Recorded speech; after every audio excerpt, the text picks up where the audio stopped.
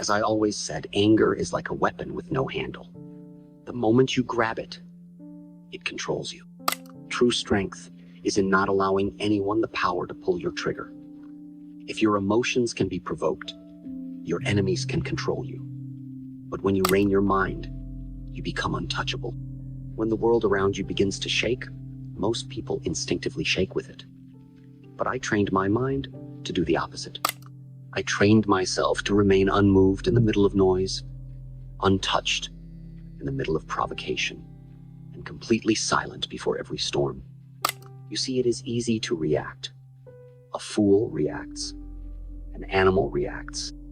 But a warrior, he responds. And his response is not rushed. It's not driven by ego, emotion, or fear. It is deliberate, calm, and devastating in precision. That is the difference between those who live at the mercy of the moment and those who master it. Let me show you the 7 mental disciplines I lived by, the ones that allowed me to rein my mind, to respond with wisdom instead of react with weakness. 1. Stillness is stronger than storms. People often misunderstand what true strength looks like. They confuse loudness with authority, aggression with power, and fast reactions with courage. But I've learned through discipline and experience that real strength is quiet. It doesn't announce itself. It doesn't need to prove anything. In fact, the most dangerous man in the room is rarely the one shouting. He's the one sitting still, breathing slow, eyes calm, completely in control of himself. That man, he isn't reacting to anything. He's watching, understanding, waiting, and when he moves, he doesn't miss. I trained myself to become like a still body of water, not because I was avoiding conflict, but because I was mastering the energy I carried within. When water is still, it reflects clearly. But when disturbed, it becomes murky. Your mind is the same. When you're still, you can see everything: intentions, opportunities, even the traps others don't see. But when your mind is noisy, clouded by anger or fear, you become blind to everything except the chaos. Stillness doesn't mean you don't act. It means you wait for the right moment and then act with precision. I used to sit in silence for long periods, not to escape the world, but to sharpen my ability to remain unmoved by it. It was in these silent moments that I discovered something powerful. Most people speak to be heard, but the wise remain silent to understand. And once you truly understand a situation, your response becomes 10 times more effective than any impulsive reaction ever could be. So don't let the world rush you. Don't let noise drag you into a fight that doesn't deserve your energy. Stillness is not weakness. It's not passivity. It's the highest level of discipline. It is the strength of a mind that refuses to be pulled out of alignment. It is the force that allows you to respond with power rather than waste energy in reaction. Remember, storms pass, but the mountain that stands still remains. 2. Control the first thought before it controls you. Every action begins with a thought, but not every thought deserves your energy. The problem is, most people don't realize this. They treat every emotion, every impulse, every mental reaction as truth, and so they become slaves to their own mind. The moment someone insults them, challenges them, or disrespects them, their first thought kicks in anger, revenge, defensiveness, and without even realizing it, they surrender. Not to the other person, but to their own untrained mind. What I discovered through years of mental discipline is that the first thought is not always the right one. In fact, it's often a trap. That initial surge of emotion, that's your conditioning speaking. That's your fear. That's your ego. That's your pain pretending to protect you. But just because it shows up first doesn't mean it should lead. So I trained myself to posato, observe that first thought without acting on it. I would ask myself, is this emotion guiding me? Or is it trying to hijack me? And the moment I questioned it, I reclaimed my power.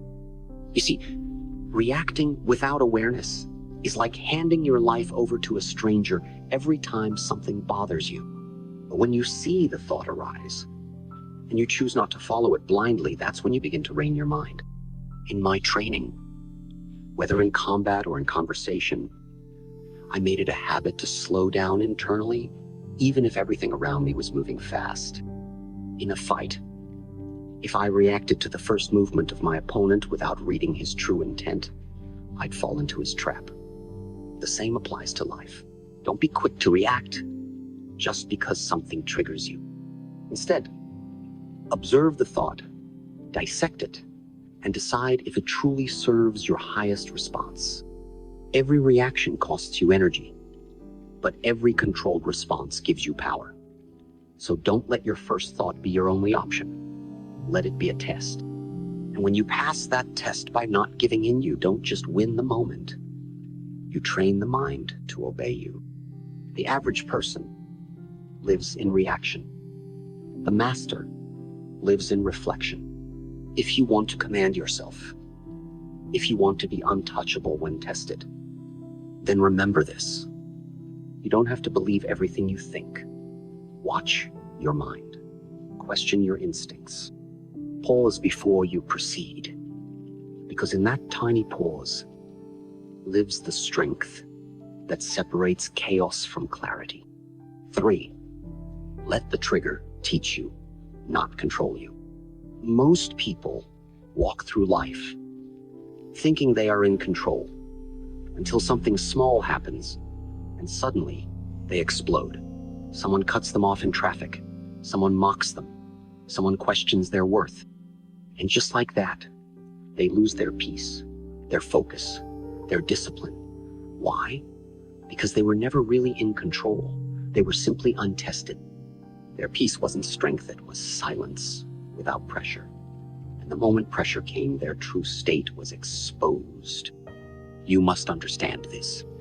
Your triggers are not your enemies. They are your teachers. They show you exactly where your pain lives, where your ego still rules, and where your healing has yet to begin. Every time something gets under your skin, don't just react, study it. Ask yourself, why did this disturb me so much? What part of me felt attacked? What am I holding on to that made me so sensitive to this? I used to get triggered like everyone else. In my younger years, disrespect would light a fire inside me. I felt like I had to prove something, stand my ground, show my power, answer every insult with intensity. But as I grew, I realized something crucial. Reacting to a trigger doesn't show strength. It shows a lack of mastery. So I changed the way I saw my reactions. I treated every trigger as a mirror. If it shook me, I looked at me, not them. When you let the trigger control you, you become a puppet. Anyone can pull your string, and you'll dance to their tune. But when you let the trigger teach you, you reclaim your power. You begin to understand your emotional blueprint. You begin to recognize patterns that have owned you for years. And little by little, you start replacing reaction with reflection. Training in the dojo or on the screen was one thing, but the real test was in how I responded to life when it tried to knock me off center. A warrior isn't someone who never gets touched. A warrior is someone who turns every blow into a lesson, every insult into insight. I trained my mind not to be afraid of triggers, but to use them, to grow from them, to expand through them, and to respond from strength instead of emotional weakness. So the next time you feel that sting, that rise of heat in your chest, that urge to snap back, pause. Don't run from it. Don't bury it. Look at it. Learn from it. Because if you keep running from what triggers you, you'll spend your whole life as a prisoner of what you refuse to face. The moment you decide that your emotions are messages, not masters, that's when you become free. That's when you start to rein your mind. 4, your calm must be louder than their chaos.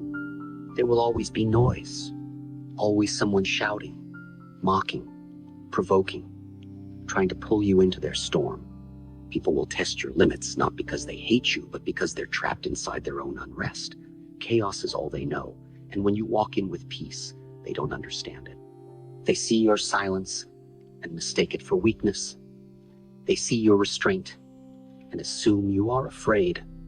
But that's because they have never experienced true control. They have never learned that calm, when rooted in strength, is far more terrifying than rage.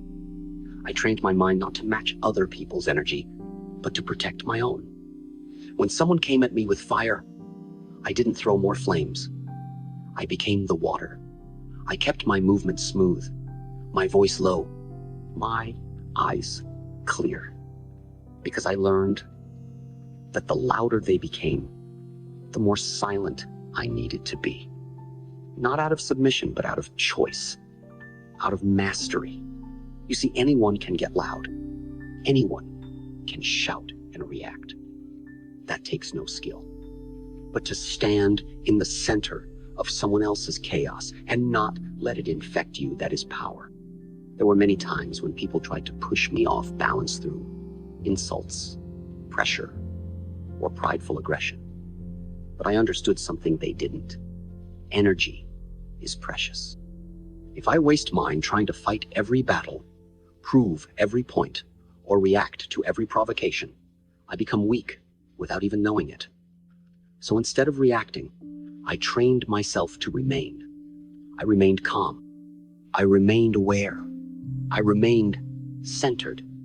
And in doing so, I forced them to fight their own frustration, not me. Calmness, when it's built on discipline, is intimidating. It reveals that you are in control, that you do not need to be louder to be stronger. I once said, a wise man can learn more from a foolish question than a fool can learn from a wise answer. The same is true for calmness. The wise remain centered. The fool explodes. So ask yourself, when someone disrespects you, do you lose yourself, or do you return to yourself? Being calm is not being passive. It is choosing to preserve your clarity. It is choosing to respond with intelligence, not just emotion. It's knowing that just because someone else is losing control doesn't mean you have to lose yours.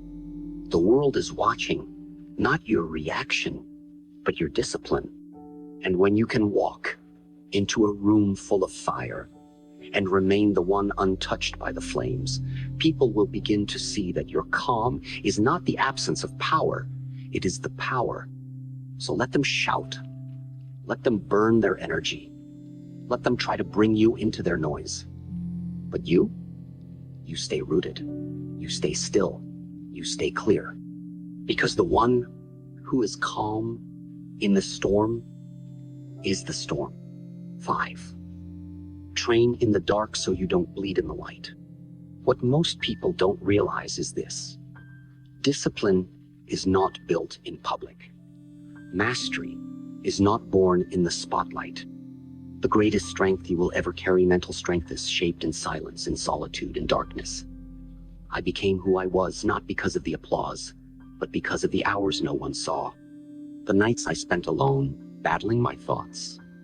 The mornings I woke up before the sun, sharpening my mind, like I sharpened my kick slowly, deliberately, with total focus. People see the performance and think that's where the power comes from. But the performance is just the result. The real work happens long before the world is watching.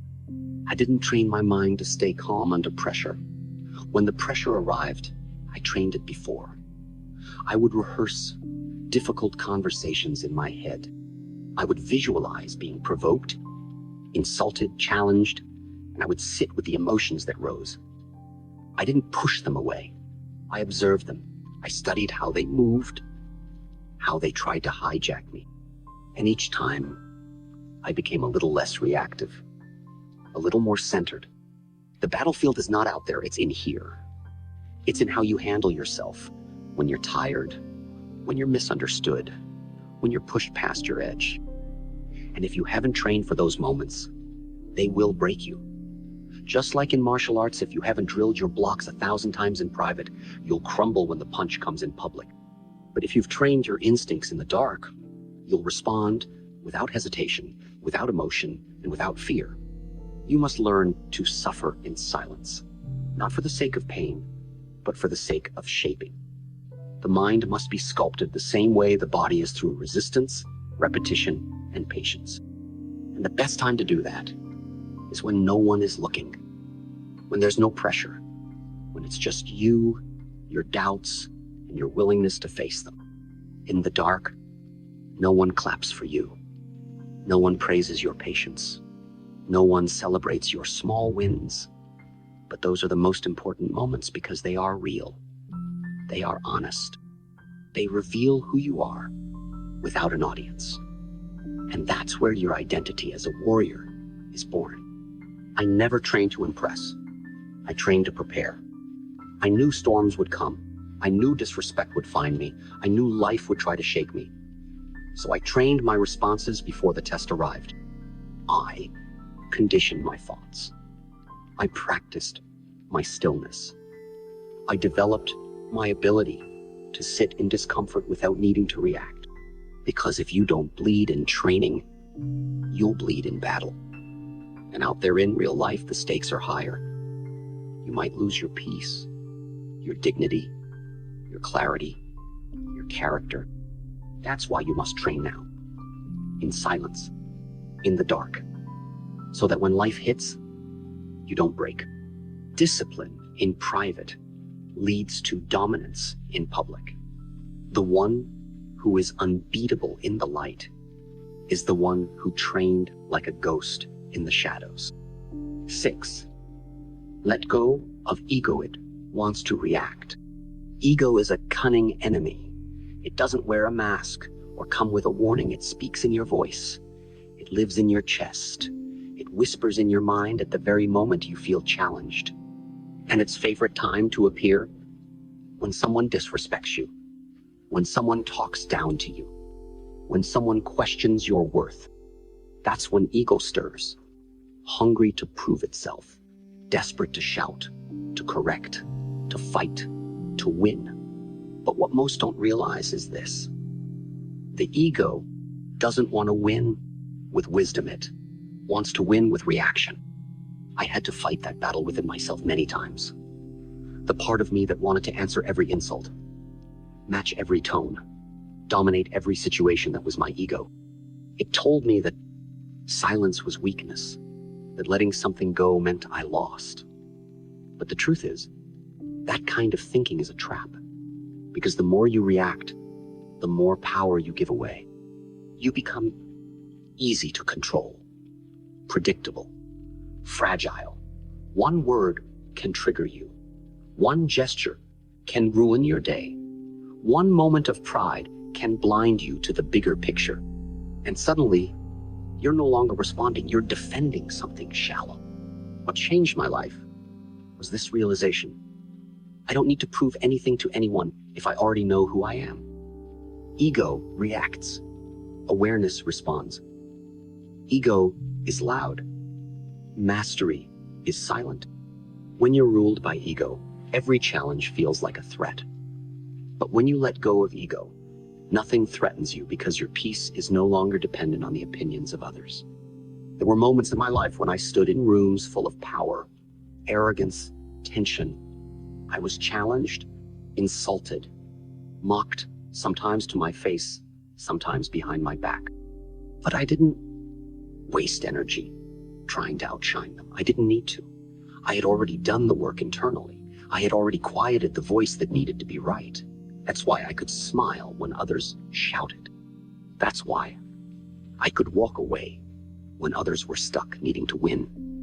Not because I was weak, but because I was free. You see, the ego is always trying to react because it lives off validation.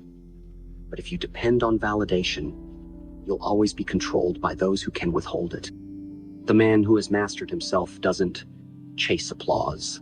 He doesn't panic when challenged. He doesn't bite at every bait. He stays rooted. He chooses clarity over pride, peace over dominance.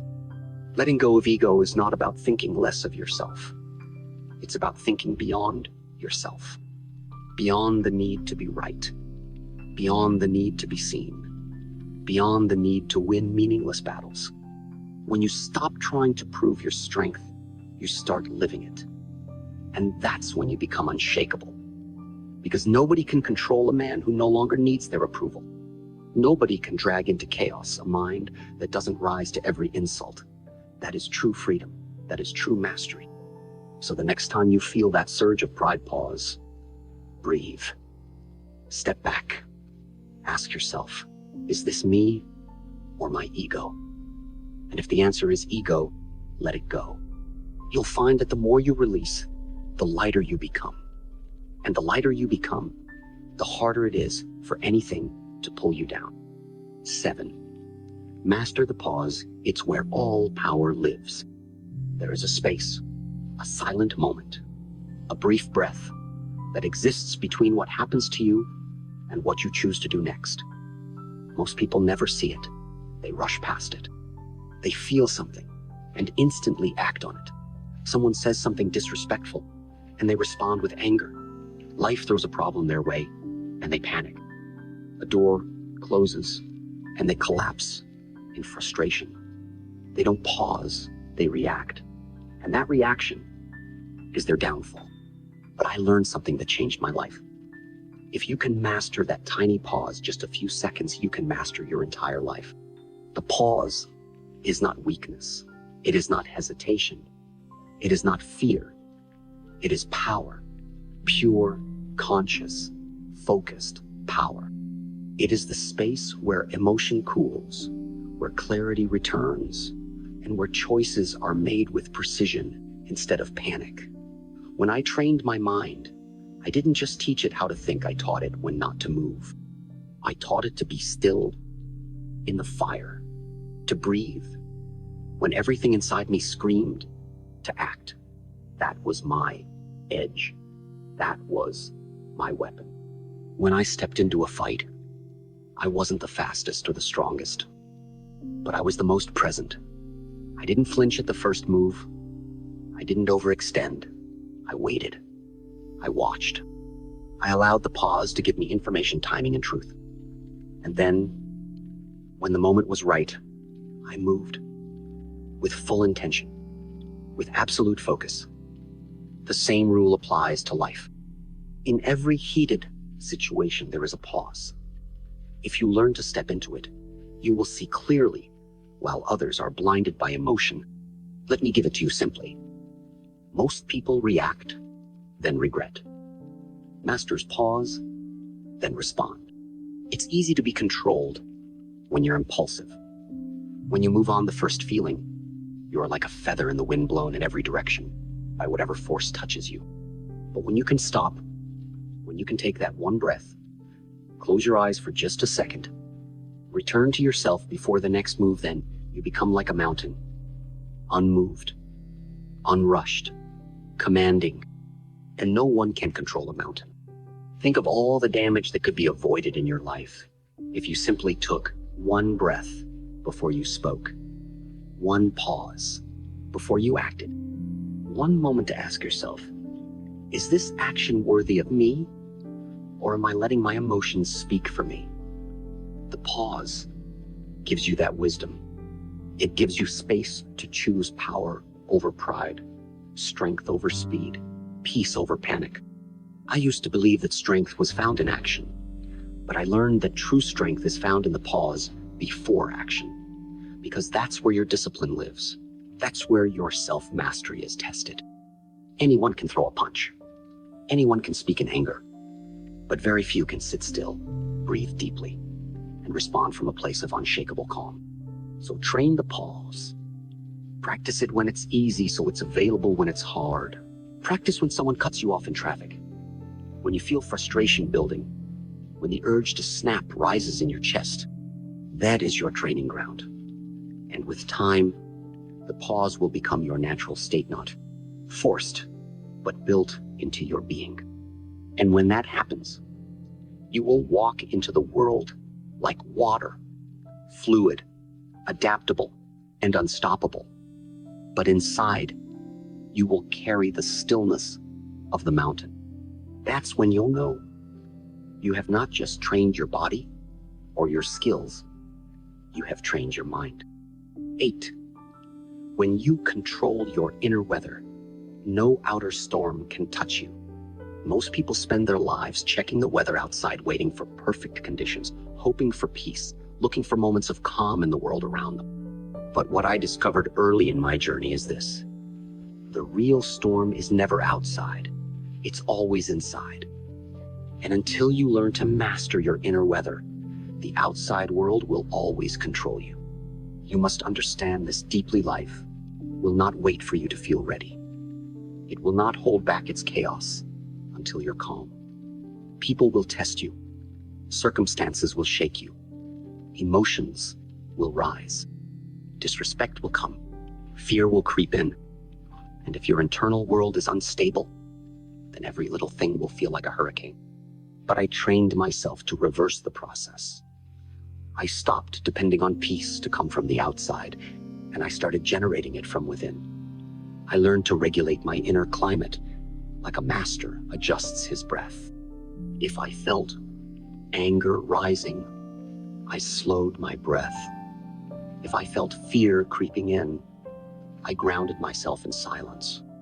If I felt insulted or disrespected, I reminded myself no one can reach inside me unless I leave the door open. There were moments in my life when everything around me was noise. The pressure of expectation, the judgment of critics, the temptation to lash out or prove myself, but I didn't allow it to enter me. Why? Because I had trained my inner environment to remain unbothered. I became the eye of the storm. And when you live from that space, you stop reacting to the wind, and you start becoming the sky itself. Your mind is like a sky, and every emotion is just passing weather. Anger is a cloud. Fear is a gust of wind. Anxiety is thunder, but none of it stays unless you hold on to it. I train my mind not to grasp, not to cling. I let emotions rise and fall. I didn't identify with them. I didn't fight them. I observed them, learned from them, and let them go. The real secret is this: you don't need to control the world. You just need to stop letting it control you. When your mind is calm, the insults bounce off you. When your heart is steady, the pressure rolls past you. When your inner world is in harmony, the outer chaos loses its power. But this doesn't happen by accident. It takes training. It takes time. Just like building your body, you must build your emotional stamina. You must sit with discomfort, not escape it. You must face your own inner storms and learn to breathe through them. That is how calm becomes your natural state, not a mask you wear, but a force you carry. People will try to shake you. Life will try to break you. But when you are rooted in inner stillness, nothing can uproot you. You become like a tree, in the wind, flexible, but never falling. You bend, but you don't break. You feel the pressure, but you don't collapse. That is the power of controlling your inner weather. So stop waiting for life to calm down. Train your mind to be the calm. Stop hoping the world will treat you gently. Build a mind so strong that nothing outside you can disturb the peace inside you. That is when you become unshakable. That is when you become free. That is when you stop reacting to life and start commanding it. 9. If you don't program your mind, the world will do it for you. Let me be clear. Your mind is not neutral ground. It is a battlefield. And if you don't take command of it, someone else will. Society, media, critics, trauma, the opinions of others, your fears, your past. All of them are constantly trying to shape how you think, how you feel, and how you act. And most people, they let it happen without even realizing it. You wake up, and before your feet even touch the ground, your phone is in your hand. You're scrolling, you're comparing, you're reacting. And without knowing it, you've already surrendered your mind to the outside world. By the time you get out of bed, you're already carrying thoughts that aren't even yours. You've been programmed by noise, by emotion, by fear disguised as information. But I trained myself differently. I made a decision. My mind will be mine.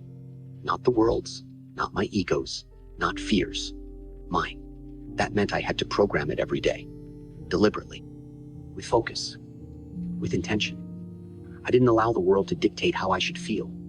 I told my mind what to focus on. I trained it like a muscle.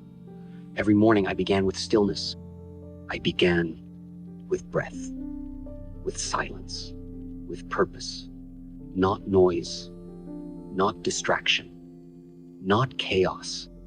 When you don't program your mind, you become reactive. You chase trends. You believe lies. You respond to triggers that aren't even your own, and the worst part, you begin to lose your identity. You start to forget who you are. You start to become the chaos you consume. And once that happens, you're no longer living, you're being lived by forces you can't even see. But when you rein your mind daily, when you consciously plant thoughts of discipline, clarity, purpose, you become the one in control. You become the author, not the actor. You become the director of your emotional state, not just a character in someone else's script. This is why I tell people, don't just train your body, train your mind harder. Because your body can be strong, but if your mind is weak, you'll still lose. You'll lose control. You'll lose direction. You'll lose yourself. But a man with a strong mind, he can walk through fire without getting burned because he's not pulled by fear. He's guided by focus. I would often remind myself that thoughts are seeds. Every thought you entertain is a seed being planted into your future. If you plant anger, you harvest destruction. If you plant fear, you harvest limitation. But if you plant discipline, calm, and clarity, you harvest greatness. Every single day, your mind is being programmed. The question is, by who? So here's the challenge. Reclaim your mind. Reclaim your mornings. Reclaim the space between stimulus and response. Be the one who decides what thoughts stay and what thoughts go. Be the one who sets the tone for your life, not the world. And do it consistently. Not once, not occasionally, but every day, over and over again, until it becomes second nature. Because once your mind becomes disciplined, nothing can disturb your peace. No voice can shake your clarity. No insult can steal your power. That's when you stop reacting to life and start leading it. You've walked with me through the discipline of stillness, the power of the pause, the danger of ego, the strength of calm, the silent training in darkness, and the deep awareness of your inner storms. And now you understand. True power is not in how fast you react, but in how well you respond. Anyone can throw a punch. Anyone can shout. Anyone can get angry. But not everyone can sit in fire and remain cool. Not everyone can face disrespect and choose silence. Not everyone can hear the voice of the ego and not answer. That is the difference between a fighter and a master, between a man controlled by life and one who commands it. You see, I didn't become powerful by dominating others. I became powerful by mastering myself, by watching my emotions like a disciplined observer, by choosing clarity over chaos, by being calm not just when it was easy, but especially when it was hard, because that is when it counts. That is when it becomes real. I want you to remember this. You are not here to be ruled by your mind. You are here to rule it. You are not here to be dragged by emotions, but to direct them. You are not here to survive storms, but to stand above them. When you respond, you rise. When you react, you fall. That's the line. That's the truth. So, train in silence. Practice the pause. Study your triggers. Watch your first thought. Let go of ego. Reclaim your mornings. Control your inner weather. And above all, program your mind before the world does. Do it not once, but daily. Not when you feel like it, but especially when you don't. Because in the end, victory doesn't belong to the loudest man in the room. It belongs to the one who can remain calm in the face of chaos, grounded in the face of pressure, and still in the middle of the storm. And when you reach that level, no one can touch you. Be water, my friend. But don't forget, you are the one who decides how the water flows.